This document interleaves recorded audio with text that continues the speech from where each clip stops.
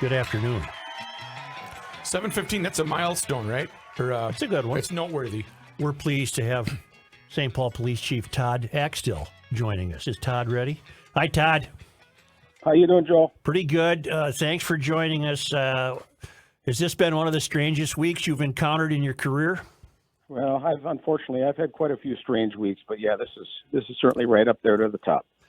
You know, I was looking at your remarks earlier this week, and I was reading between the lines, and in addition to needing more police, we got to get back to a situation where young offenders have to start facing some consequences. Otherwise, they grow up to be older offenders. Would you agree with that?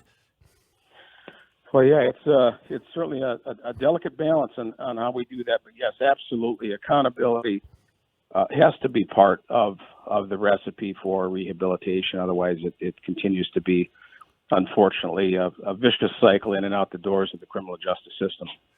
There's no way Brown should have been at that bar Saturday night. If you look at his record, he was released early on his last sentencing, and he should have been in jail. I guess that's my next homework assignment, is to plow into why these. I know it's all involved in sentencing guidelines and grids and points and what have you, but man alive, that guy shouldn't even have been out in public, much less have a gun. Well, yeah, you know, we talk with our officers quite frequently about people they are encountering out there, and you know, I know it's a lot goes into it, and I'm not here to certainly bash on the judges or prosecutors, because we all work together, but I always am pretty clear in calling out the fact that accountability again has to be part of the solution, and for people who really want to help us support equity in the criminal justice system, what happens is if we don't hold young adults and juveniles accountable for gun crimes in our community, where they could maybe have 2 years to kind of sit on the bench and hopefully get some rehabilitation and some counseling. What happens if you don't make that accountability at a younger age, you're going to snag a case in the federal system at a young adult, which can get you 20 to 25 years. Mm-hmm. So I would just as soon have someone sit for a couple of years to see if we can get them rehabilitated, rather than having someone who could have done that. Now they're going to serve a 25-year sentence for the same crime. Do you anticipate being successful in acquiring more officers? Are you anticipating that Mayor Carter will be amenable to that? Well, I have had quite a few discussions with our community and our mayor and our council about what I believe the needs are to keep St. Paul safe, and not just to keep St. Paul safe too, but also show respect and support for the women and men of the St. Paul Police Department, who are really rolling their sleeves up and digging in and working a lot of shifts and a lot of overtime to try to keep up with the demands for service. Taking some officers out of our gun and gang unit, or traffic unit, or force unit, our engagement activities and investigation services, to put them on the street to help keep up with the 9/11 calls. And I always say that a tired workforce is a workforce which is more likely to make mistakes. And so I have been clear, and I'll continue to be clear, that we need to make sure that we maintain an adequate staffing level of police officers to protect our community and to support victims of crime and to engage in the community, because we know engagement and relationships with our community members helps us solve crimes. Are calls for service increasing? Yes, calls for service are increasing. However, we over the last few years, we have increased our online reporting, so people can call in if they are a victim of a damage to property or something to that effect. They can call in and make an online report. One of the problems with that is we have a few investigators who are responsible for investigating those high numbers of reported crime, and it's very, very difficult for them to give the necessary attention to all of those cases. So we've tried to become more efficient to keep up with the ever-increasing demand for service in St. Paul. We have the highest number of people living in our city and ever in our history. And on top of that, we have some, wonderful entertainment venues continue to thrive in our community with the new soccer stadium, Allianz Field, and certainly the XL Energy Center, downtown with CHS Field and other bars and restaurants. And we want to make sure that we are there to support the people who come into our city and the residents of our city who like to go spend their money at these locations, which really helps us pay the bills in St. Paul. Chief, it's Rupp. Do you think the Securian and Ecolab pleading with the mayor that something really needs to be done because we can't have our employees coming back and being fearful of being attacked or whatever, is there some girth behind that? Because they hold little power, don't they?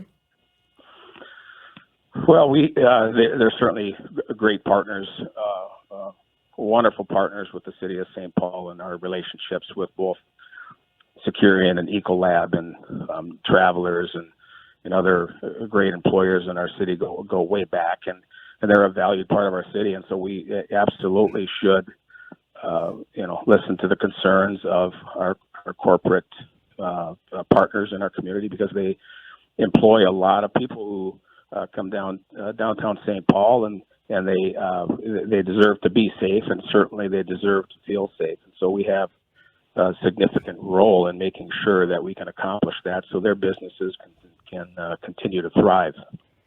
Chief, what is your response to, whether it's an elected official or maybe it's just someone out in the community, when something like what happened late Saturday night, early Sunday morning at the truck park, when their response is, we need tougher gun laws? What's your response to comments like that?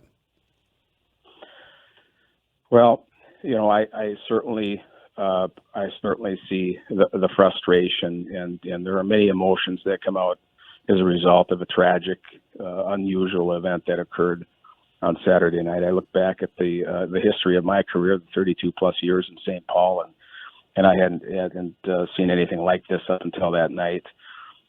Certainly, we have a significant number more guns in our country than we ever had. If anybody has been paying attention, if you've ever walked through a fleet farm, you'll see quite frequently the ammunition is nearly gone and the guns are nearly gone. People are buying guns at higher rates, which means we have more thefts of guns from vehicles and burglaries. So there are many more guns out there. But I'm also a firm believer in making sure that we hold people accountable for their actions related to the gun crimes that the gun laws that we already have, and making sure that I continue. My commitment is to make sure I continue to work closely with the bench to advocate for less downward departures, because people, again, I believe when you're caught with an illegal gun, if you're a felon in possession, you need to take some time out on the bench to sit there and understand that that type of behavior won't be tolerated. I got a two-part question for you, Chief. If you get additional officers, do you find it helpful to have the presence of a law enforcement vehicle in front of a crowded venue on a weekend night? Is that something you would do if you had additional officers? Yeah, we do that quite a bit, not just at venues. In neighborhoods, we ask our officers to park at locations where we're having significant challenges. What I'm asking for, Joe, and there's some confusion about this, is I have an authorized strength of 620. Right. But the problem is we have to meet an attrition rate every year in order to hire. Right. So, sorry, I just went on speaker there. So I'm always I continuously work in a deficit with staffing numbers, and with some more money in the city budget, what I could do is commit to 620 officers year round, because on my organizational chart, I have 620 slots that I believe need to be filled in order to maintain public safety and keep the peace in our city. Mm-hmm.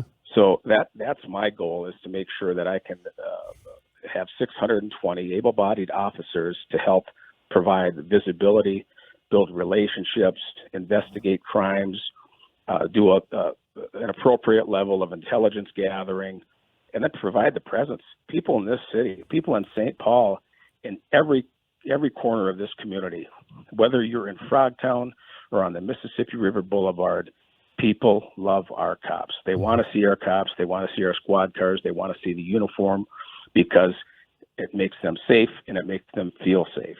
And it's not the only answer, but it's a very important part of the equation in keeping communities safe. We need certainly intervention, prevention efforts, smart policing, making sure that we only send an officer if it's needed, but also it has to go hand in hand with having the adequate number of officers on the streets to keep people safe and to make them feel safe. You're slotted for 620 officers. Where are you today?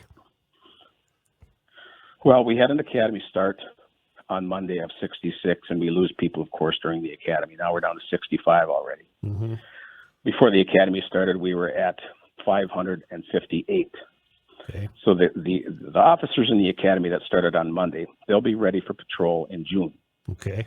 It takes 9 months from the start of the academy until the time they're eligible to be on solo patrol, making an impact in St. Paul. So by the time that starts in June, we'll be down to approximately 545 approximately. So that's the problem. What I want to do is any day you were to call me, Joe, I want to be able to tell you I've got 620 officers right now ready to go. Right.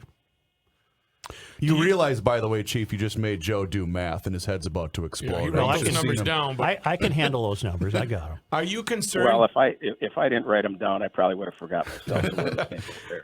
Are you concerned about early outs, retirement? Is that going to factor in when some of these seasoned veterans who are calm, cool, and collected have decided, okay, I'm done now? Yes, I am concerned about that, and I am seeing that. I'm seeing that the average age of officers retiring become much younger, which is a concern. It's a lot of experience walking out the door. Right. And in the history of St. Paul, we haven't observed officers leave for other departments. And we're starting to see more officers leaving for other departments. In addition to that, in the last 5 years, our applications in St. Paul, and that's not just in St. Paul, Minneapolis, and other agencies, are having the same problem. We're down 75% in applications, and that is a huge challenge to make sure we get enough officers in the door. Wow. Are you in contact with police chiefs in other large American cities? And if so, are you finding that you're all sharing kind of the same problems? Yeah, I do extensively. I'm on the International Association of Chiefs of Police Board of Directors. And just the last meeting I was at, I sat next to Chief Moore from LAPD and other chiefs from around the country. And no matter how big or small police agencies are throughout the country, we're having the same challenges. And it's just eerily similar when we talk about what keeps us up at night. It's the same thing, whether you're in LA, St. Paul, Chicago, or Boise, Idaho. It's the same issue. Mm-hmm. This is an out of the blue question, but where does your force stand on the vaccination question? Well, we've had real good success there. I wish we had more success. Of course, I believe we're well in excess of 70% of our employees. I'm a proponent of the vaccine. I had it the first opportunity I could get it, but we certainly have some who are concerned and aren't going to get it. And I don't judge. I just try to tell them how I personally feel about it and ask them to get it. But at the end of the day, it's their personal choice. And so I'm concerned as we move forward. If we do have a solid mandate on a specific date, if you don't get the vaccine, I'm concerned that we would lose some officers in an already environment where it's really hard to hire and maintain officers. So I would advocate that there be some consideration for employees who don't want to get the vaccine if they get tested on a regular basis. I think would be a good compromise, and that's my hope is that the vaccine won't send our officers to another agency where they don't require it. I have talked to some officers who have told me that they will leave the department if they're made to take the vaccine, and that is a concern. I think we can be grateful that Chicago doesn't have much of a crime problem because they're about to lose a significant number of officers because of the mandate. They're going to really be in trouble. Yeah, it is. It's certainly concerning. It's chilling in some areas. Well, Chief, you certainly have a fan in the. I know Jane Prince is a big fan of yours. I kind of cling to hope that she will have a voice of reason on that city council, and I think we're better off than Minneapolis in that regard. There's no charter question on the ballot in St. Paul to reimagine. I hate that word, to reimagine police. I don't need them. I don't need them reimagined.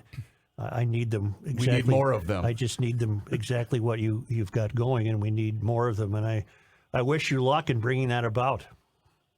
Well, thank you all very much. I appreciate being on your show today. And I just end it with saying that, as we look across the country, agencies who have been defunded are all of a sudden getting a refund. And there's a reason they're getting a refund is because it's a failed experiment to say that you're going to defund or dismantle police departments. It simply doesn't work. Chief, really quick. I was at a large outdoor gathering. I won't say where I was, but I saw an officer at the gate just monitoring the crowd. And I just walked up to him, didn't know who he was. And I said, "Thank you for your service." He shook my hand for an extra couple of seconds and looked at me in the eye and said, "You have no idea how much that means." What is that feeling when someone comes up to you and thanks you for that? Well, it's touching. That we have to remember, all of us, regardless of what your political lens looks through, that officers are human beings. They may have a uniform on. Some people will say, well, it's their job. They have to take the vitriol, and that becomes part of the job. And but I don't think it has to be. We have to remember our officers, the women and men of the St. Paul Police Department, are human beings, and they too need to be treated with dignity and respect. And we can all do a better job of that. So thank you, Rick, for doing that, shaking the hand, telling our officers they're appreciated. It really makes a very difficult job much easier to navigate. Well, I'm going to shake his hand if I ever run into that copper who got beat up by a guy he stopped right in Crocus Hill, one of the finest neighborhoods in St. Paul, about a month ago. I'm sure you know that case. And he was able to handle it. And unfortunately, that guy was out on bail the next day.